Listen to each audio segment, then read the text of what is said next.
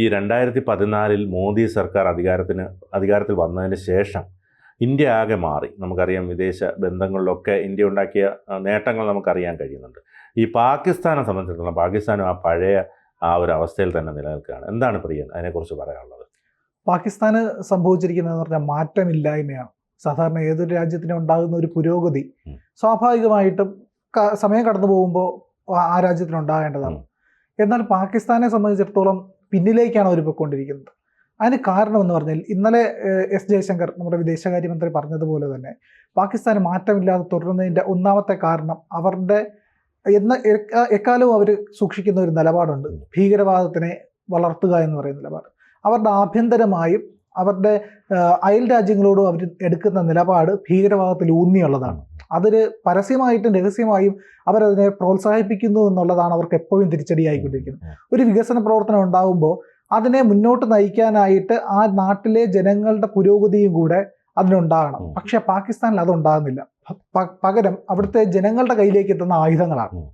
അവർ ഇന്റേണലായി തന്നെ നമുക്ക് നോക്കിയാൽ അറിയാം, അവരുടെ രാജ്യത്തിനകത്ത് ഭീകരവാദത്തിനെ ഉൽപ്പാദിപ്പിച്ച് പുറത്തേക്ക് അയക്കുകയാണ്. ഇന്ത്യ മേക്ക് ഇൻ ഇന്ത്യയിലൂടെ വിദേശത്തേക്ക് ഒരുപാട് ഉൽപ്പന്നങ്ങൾ കയറ്റുമതി ചെയ്യുമ്പോൾ പാകിസ്ഥാൻ ചെയ്യുന്നത് ഭീകരവാദത്തിന്റെ കയറ്റുമതിയാണ്.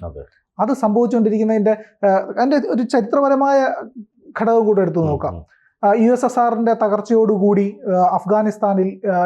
അഫ്ഗാനിസ്ഥാന്റെ സ്വാതന്ത്ര്യത്തിന് വേണ്ടിയിട്ട് ഉണ്ടായ ഈ ഭീകരവാദ പ്രസ്ഥാനങ്ങൾ, സ്വാതന്ത്ര്യത്തിന് എന്ന് അവർ പറയുന്ന ഭീകരവാദ പ്രസ്ഥാനങ്ങളെല്ലാം തന്നെ സ്വതന്ത്ര രൂപത്തിലേക്ക് മാറി അവർ താലിബാനായി മാറുകയും ഈ താലിബാന്റെ വളർച്ചയുണ്ടാവുകയും ഈ പറയുന്ന ലഷ്കർ ഇ തോയ്ബ അടക്കമുള്ള ഭീകരവാദ സംഘടനകൾ അഫ്ഗാനിസ്ഥാനിൽ വലിയ രീതിയിലുള്ള പ്രവർത്തനം തുടങ്ങുകയും ചെയ്യും. ഇതിന്റെ എല്ലാ പാലൂട്ടി വളർത്തിയതും പാകിസ്ഥാനായിരുന്നു. പാകിസ്ഥാൻ ആർമിയുടെ റെഗുലർ സോൾജേഴ്സാണ് താലിബാൻ എന്ന് പറയുന്ന സംഘടനയുടെ മുഖ്യ ആൾക്കാർ എല്ലാവരും തന്നെ. പാകിസ്ഥാൻ ആർമി, അതായത് നമ്മളൊരു ക്യാപ്റ്റൻ എടുക്കുകയാണെങ്കിൽ താലിബാന്റെ ക്യാപ്റ്റനായിരിക്കുന്നത് പാകിസ്ഥാൻ ആർമിയിലെ ക്യാപ്റ്റൻ തന്നെയായിരിക്കും. ഇത്തരത്തിൽ പാകിസ്ഥാൻ വളർത്തിക്കൊണ്ടുവന്ന താലിബാൻ തന്നെ അവരുടെ ആൾക്കാർക്ക് നേരെ ആക്രമണം തുടങ്ങി. അതായത് ഈ അമേരിക്ക അഫ്ഗാനിസ്ഥാനിൽ യുദ്ധം പ്രഖ്യാപിച്ച് ആക്രമണം തുടങ്ങി അവരെ ഇല്ലായ്മ ചെയ്യുക, ഭീകരവാദം ഇല്ലായ്മ ചെയ്യാനുള്ള പ്രവർത്തനങ്ങളിലേക്ക് കടക്കുമ്പോൾ തന്നെ പാകിസ്ഥാന് തിരിച്ചടി ഏറ്റു തുടങ്ങിയായിരുന്നു. എങ്കിലും പാകിസ്ഥാൻ അപ്പോഴും അമേരിക്കയുടെ പിന്തുണ ലഭിച്ചു. അതുവരെയും പാകിസ്ഥാനെ പിന്തുണച്ചിരുന്ന അമേരിക്ക ഒരു ഘട്ടത്തിൽ അതിൽ നിന്ന് ചെറിയൊരു പിന്മാറ്റം വന്നു തുടങ്ങി. കാരണം 2014 മോദി സർക്കാർ അധികാരത്തിലെത്തിയതോടുകൂടി നമ്മുടെ വിദേശ നിലപാടിൽ ഒരുപാട് മാറ്റം വന്നു. കൂടുതൽ അമേരിക്കയായിട്ട് അടുത്തു. ഒരു പേടി പാകിസ്ഥാന് വന്നു തുടങ്ങി. ഇന്ത്യ ആക്രമിക്കുക അല്ലെങ്കിൽ ഇന്ത്യക്കെതിരെ ഇത്തരത്തിലുള്ള നിലപാടുകൾ കൈക്കൊണ്ടാൽ പണി കിട്ടും എന്നുള്ളൊരു പേടി. ഇപ്പൊ അടുത്ത് തഹാവൂർ റാണയുടെ വിഷയത്തിൽ പോലും ഒരു പാകിസ്ഥാൻ നിഷേധിച്ചല്ലോ. അപ്പൊ അത്തരത്തിൽ പേടിയുണ്ട്, അത് ഭയമുണ്ടായി. കാരണം ഇന്ത്യയോട് കളിക്കുന്നത് സൂക്ഷിച്ചു വേണമെന്നുള്ളത് അമേരിക്കയുടെ ഒരു പിൻബലമില്ലാതായി. അതുപോലെ തന്നെ ഇതിനകത്ത് സംഭവിച്ച മറ്റൊരു പ്രധാനപ്പെട്ട കാര്യം എന്ന് പറയുന്നത് ഈ ഭീകരവാദികൾ പാകിസ്ഥാനെതിരെ തിരിച്ചു എന്നുള്ളതാണ്. പാകിസ്ഥാനെതിരെ തിരിയുക എന്ന് പറഞ്ഞത് 2014 പെഷവാറിലെ ആർമി സ്കൂളിന് നേരെയുള്ള ആക്രമണം 150 ആൾക്കാരാണ് അന്ന് മരിക്കുന്നത്. 149 പേർ കൃത്യമായി പറഞ്ഞാൽ അതിൽ 132 പേരും കുട്ടികളാണ്. അത്രയും വലിയ ആക്രമണം ഉണ്ടായി. അവർ ഈ പറയുന്ന ഒരു കഥ ഇങ്ങനെയാണ്. പാകിസ്ഥാൻ അവരുടെ ശത്രുക്കളെ, ഒരു ദുഷ്ടനായ അയാളുടെ അയൽക്കാരനെ കൊല്ലാനായി പാമ്പുകളെ വളർത്തി. ഈ പാമ്പ് ഇയാളുടെ കുഞ്ഞുങ്ങളെ തന്നെ കൊത്തി എന്ന് പറയുന്ന ഒരു അവസ്ഥയിലേക്ക് പാകിസ്ഥാൻ ചെന്നുപെടുകയാണ് ചെയ്തത്. സ്വന്തം കുട്ടികളുടെ ചോര കൊണ്ട് നനഞ്ഞ മണ്ണായി പാകിസ്ഥാൻ മാറി എന്നുള്ളതാണ് പെഷവാറിലെ ആക്രമണം. അതിനുശേഷം ഇങ്ങോട്ട് എടുക്കുകയാണെങ്കിൽ പാകിസ്ഥാന്റെ വികസനം എന്ന് പറയുന്നത് തൊട്ട് തീണ്ടിയിട്ടില്ലാത്ത രീതിയിലേക്ക് പോയി. ഇന്ത്യ നൂറുകണക്കിന് ആയിരക്കണക്കിന് റോഡുകൾ പണിയുന്നു, പാലങ്ങൾ പണിയുന്നു, വലിയ വലിയ കെട്ടിടങ്ങൾ പണിയുന്നു. ഇൻഫ്രാസ്ട്രക്ചർ ഡെവലപ്മെന്റിൽ ഇന്ത്യ ലോക നിലവാരത്തിലേക്ക് വരുന്നു. എന്നാൽ പാകിസ്ഥാന് വലിയ തിരിച്ചടിയാണ് ഈ മേഖലയുണ്ട്. ഈ അടുത്ത കാലഘട്ടത്തുണ്ടായ ബലൂചിസ്ഥാനിലെ BLAയുടെ ആക്രമണം തന്നെ, ബലൂചിസ്ഥാൻ ലിബറേഷൻ ആർമിയുടെ ആക്രമണം തന്നെ മനസ്സിലാക്കും. 35 പേരാണ് ആക്രമണത്തിൽ കൊല്ലപ്പെട്ടത്. 25 പേരാണ് കൊല്ലപ്പെട്ടത്. അതിൽ 21 പേര് സിവിലിയൻസ് ആണ്, 4 സുരക്ഷാ ജീവനക്കാർ. അപ്പൊ ഇത്രയും വലിയ ആക്രമണം ഉണ്ടാകുന്നു. ബലൂചിസ്ഥാൻ സെപ്പറേറ്റ് രാജ്യമാകണമെന്ന് പറയുന്നു. അതായത് ഒരു ഘട്ടത്തിൽ പാകിസ്ഥാൻ വളർത്തിയ ഭീകരവാദം പിന്നീട് പാകിസ്ഥാനെ തന്നെ കടിച്ചു കീറുന്ന അവസ്ഥയിലേക്ക് കാര്യങ്ങൾ എത്തി. അതേസമയം ഇന്ത്യയിലേക്ക് വരുമ്പോൾ ഇന്ത്യയിൽ മാവോയിസ്റ്റുകളുടെ സാന്നിധ്യം കുറയുന്നത്. ഇപ്പോൾ കേരള കർണാടക റീജിയനിൽ തന്നെ സഖ്യപർവ്വതത്തിൽ ആക്രമണം നടത്തിയിരുന്ന മാവോയിസ്റ്റുകൾ ആരുമില്ല. എല്ലാവരും ആയുധം വെച്ച് കീഴടങ്ങുന്നു. മധ്യ ഇന്ത്യയിലെ പണ്ട് കാശ്മീരിനേക്കാൾ കൈവിട്ട നിലയിലായിരുന്നു മധ്യ ഇന്ത്യ. അതെല്ലാം ചുരുങ്ങി ഭീകരവാദത്തിന്റെ ഇല്ലെങ്കിൽ ഇന്റേണൽ ഇൻസർജൻസിയും ഇത്തരം വിഘടനവാദ സ്വഭാവങ്ങളെല്ലാം ഇല്ലാതാവുമ്പോൾ പാകിസ്ഥാനിൽ അത് വളർന്നുകൊണ്ടിരിക്കുകയാണ്. കാർഗിൽ അതിർത്തിയൊക്കെ ശാന്തമായി. അതെ, ശാന്തമായിരിക്കും. അതെ. കാശ്മീരിൽ നമ്മൾ പോയി കഴിഞ്ഞാൽ അവിടെ ത്രിവർണ്ണ പതാക പാറുന്നത് കാണാം. പക്ഷേ പാകിസ്ഥാനിൽ ബലൂചിസ്ഥാനിലേക്ക് പോയി കഴിഞ്ഞാൽ പാകിസ്ഥാന്റെ ഒരു പതാക പോലും അവരവിടെ ഉയർത്താൻ സമ്മതിക്കില്ല എന്നുള്ളതാണ്. അവരുടെ വലിയൊരു വൈരാഗ്യമായിരുന്നു ഇന്ത്യക്ക് നേരെയുള്ള കാശ്മീർ ഞങ്ങൾ മുറിച്ചു മാറ്റുമെന്നുള്ളത്. അതിന്റെ ചരിത്രപരമായ ഒരു വസ്തുത എന്ന് പറഞ്ഞാൽ 1971 നമ്മൾ ബംഗ്ലാദേശിനെ സ്വതന്ത്രമാക്കിയതോടെ ഈസ്റ്റ് പാകിസ്ഥാൻ മാറി ബംഗ്ലാദേശ് ആയപ്പോൾ പാകിസ്ഥാൻ പറഞ്ഞത് ഹമാര ബാസു കാട്ട് ദിയ എന്നാണ്, ഞങ്ങളുടെ കൈ വെട്ടിക്കളഞ്ഞു ഇന്ത്യ എന്നുള്ളതാണ്. ഹം ഭാരത് കി സർ കാട്ട് ദേംഗെ, ഇന്ത്യയുടെ തല വെട്ടും എന്നാണ് പാകിസ്ഥാൻ എന്ന് പറഞ്ഞത്. പക്ഷേ ഇന്ത്യ ഒരു മുഴം മുന്നേറിഞ്ഞു.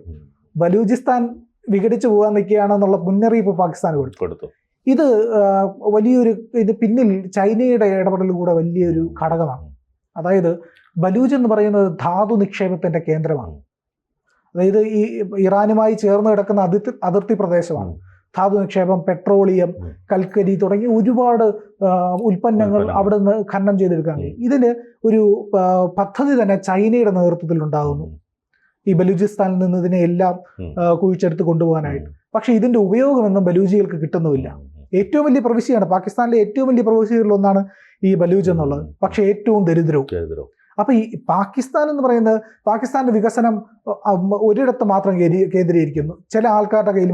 ഇസ്ലാമാബാദ് പോലും, നമ്മുടെ ദില്ലി ഇന്ന് നോക്കുകയാണെങ്കിൽ വളരെ വികസിതമാണ്, നമ്മുടെ നഗരങ്ങൾ ശുചിയായിക്കൊണ്ടിരിക്കുന്നു, വൃത്തിയായിക്കൊണ്ടിരിക്കുന്നു. പക്ഷെ പാകിസ്ഥാൻ എന്ന് പറഞ്ഞു കഴിഞ്ഞാൽ നരകതുല്യമായ ജീവിതം നയിക്കുന്നു. ഈ അടുത്ത കാലത്ത് ഒരു ക്ഷാമം വന്നതുപോലും പാകിസ്ഥാന്റെ നമ്മൾ കണ്ടതാണ്. ആൾക്കാർ ചെളിയിലേക്ക് വീണ്, ഈ ഓടകളിലേക്കൊക്കെ വീണ് അരിക്ക് വേണ്ടിയിട്ട് കുഞ്ഞുങ്ങളൊക്കെ, അതെ, ധാന്യങ്ങൾക്ക് വേണ്ടി അടികൂടുന്ന ഒരു അവസ്ഥയാണ്. അതായത് മോശം ശീലങ്ങളിലേക്ക് പാകിസ്ഥാൻ പൊയ്ക്കൊണ്ടിരിക്കുകയാണ്.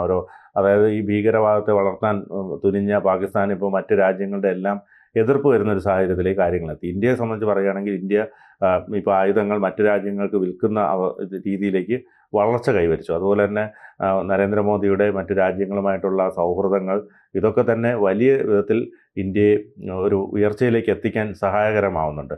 കാരണം ഒരേ സമയം യുദ്ധം നടക്കുന്ന രണ്ട് രാജ്യങ്ങളിലും സന്ദർശിക്കാൻ മോദിക്ക് കഴിയുന്നു. രണ്ട് രാജ്യത്തെയും ഭരണാധികാരികളുമായി അതേ സൗഹൃദം കാത്തു സൂക്ഷിക്കാൻ ഇന്ത്യക്ക് മാത്രം കഴിയുന്ന ചില പ്രത്യേകതകളുണ്ട്. അത് ഈ മോദി ഉണ്ടാക്കിയെടുത്ത ഒരിതാണ്. പലപ്പോഴും മോദിയുടെ വിദേശ സന്ദർശനത്തെ കോൺഗ്രസ്സൊക്കെ എപ്പോഴും എതിർക്കുമ്പോഴും അതുവഴി രാജ്യത്തിനുണ്ടാകുന്ന നേട്ടങ്ങൾ, ഇതൊക്കെ തന്നെ, അതോടൊപ്പം തന്നെ പണി കൊടുക്കുന്ന കാര്യത്തിലും മോദി വളരെ ശ്രദ്ധാലുവാണ്. അതായത് ഈ ബംഗ്ലാദേശ് അവരുടെ തുണി ഉൽപ്പന്നങ്ങൾ, ബംഗ്ലാദേശിൽ ഏറ്റവും കൂടുതൽ തുണി ഉൽപ്പന്നങ്ങളാണല്ലോ, കോട്ടൺ ഉൽപ്പന്നങ്ങൾ, അത് ഇന്ത്യയിൽ വന്നിട്ടാണ്, ഇന്ത്യയിൽ നിന്നാണ് മറ്റു രാജ്യങ്ങളിലേക്ക് കയറ്റി അയച്ചുകൊണ്ടിരുന്നത്. അപ്പോൾ ചൈനയുമായി ചേർന്ന് ബംഗ്ലാദേശ് ഒരു വെല്ലുവിളി ഇന്ത്യക്കെതിരെ നടത്തിയത് മോദിയുടെ ശ്രദ്ധയിൽപ്പെട്ടു. അതിനുശേഷം അതിൽ ഉപരോധം ഏർപ്പെടുത്തി. ഇപ്പോൾ അവർക്ക് വളരെ ബുദ്ധിമുട്ടായിട്ടിരിക്കുക. കാരണം അവർക്ക് തുണി കയറ്റി അയക്കാൻ മാർഗ്ഗങ്ങളില്ല. അതായത് അവിടെ തുണി തയ്ക്കുന്നതിന്, ഒരു ഷർട്ടൊക്കെ തയ്ക്കുന്നതിന് 2 രൂപയൊക്കെ ഉള്ളൂ. അതുകൊണ്ട് അവിടെ വളരെ കുറഞ്ഞ രീതിയിൽ നല്ല വസ്ത്രങ്ങൾ അവിടുന്ന് കയറ്റി അയക്കാൻ പറ്റും. അതുകൊണ്ട് ഇന്ത്യയിൽ നിന്ന് അത് മറ്റു രാജ്യങ്ങളിലേക്ക് കയറ്റി അയച്ച് അവർ വരുമാനം ഉണ്ടാക്കിക്കൊണ്ടിരുന്നതാണ്. അപ്പോൾ അതിൽ ഉപരോധം ഏർപ്പെടുത്തി. അതെ, ഇന്ത്യ ഒരു കുതിപ്പിലേക്കും വികസനത്തിലേക്കും വളർച്ചയിലേക്കും പോവുകയും പാകിസ്ഥാൻ ഈ പറയുന്ന തളർച്ചയിലേക്ക് പോവുകയും ചെയ്യുന്നു എന്നുള്ളത്. പക്ഷേ ഇന്ത്യ ഏറ്റവും വലിയ കാര്യം നമ്മൾ ശ്രദ്ധിക്കേണ്ട കാര്യം, നമ്മുടെ വിദേശകാര്യമന്ത്രി അതിൽ സന്തോഷിക്കുകയല്ല ചെയ്തിരിക്കുന്നത്. അദ്ദേഹം പറഞ്ഞത് ദുഃഖം ഉണ്ടാക്കുന്ന കാര്യമാണ്. പാകിസ്ഥാൻ വികസനത്തിൽ വികസനത്തിൽ എന്നാണ് മോദി പറഞ്ഞത്. പാകിസ്ഥാൻ മത്സരിക്കേണ്ടത്, നമുക്ക് പാകിസ്ഥാനുമായി ഒരു മത്സരം ഏർപ്പെടുത്താം, അത് വികസനത്തിന്റെ കാര്യത്തിൽ, പട്ടിണി നിർമ്മാർജ്ജനം ചെയ്യുന്നിടത്ത്, വിദ്യാഭ്യാസത്തിന്റെ പുരോഗതി, ഇതാണ് ഇന്ത്യ പാകിസ്ഥാന് മുന്നോട്ട് ആരോഗ്യകരമായിട്ടുള്ള ഒരു ഇന്ത്യ മാതൃകാപരവും എന്താണെന്നുള്ളതാണ് ഏറ്റവും പ്രധാനപ്പെട്ടത്.